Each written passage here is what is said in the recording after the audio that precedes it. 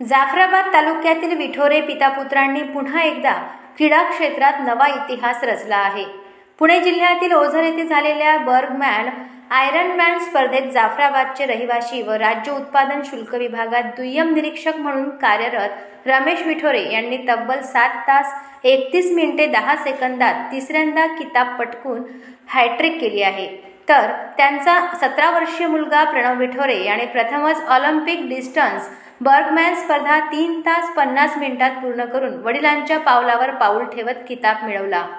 या स्पर्धेत 1.9 kilometre swimming, 90 kilometre cycling व 21.1 किलोमीटर रनिंग असा अत्यंत आव्हानात्मक प्रवास पूर्ण करत रमेश विठोरे यांनी स्वतःचाच 2022 आणि 2024 मधील विक्रम मोडीत काढला।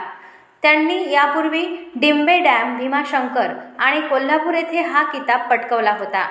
दरम्यान प्रणव विठोरे याने नुकत्याच पार पडलेल्या विभागीय जलतरण स्पर्धेत 1500 मीटर जलतरणात प्रथम क्रमांक पटकावला होता।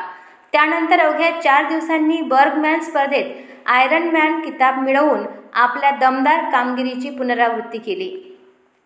या दुहेरी यशाबद्दल विठोरे पितापुत्रांचे राज्य उत्पादन शुल्क विभागाचे उपायुक्त डॉक्टर पराग नवलकर, प्रभारी उप अधीक्षक ईश्वर वाघ तसेच सिल्लोड शिक्षण संस्थेचे अध्यक्ष दादासाहेब म्हस्के, सचिव राहुल म्हस्के यांच्यासह विविध मान्यवरांनी कौतुकाचा वर्षाव केला आहे।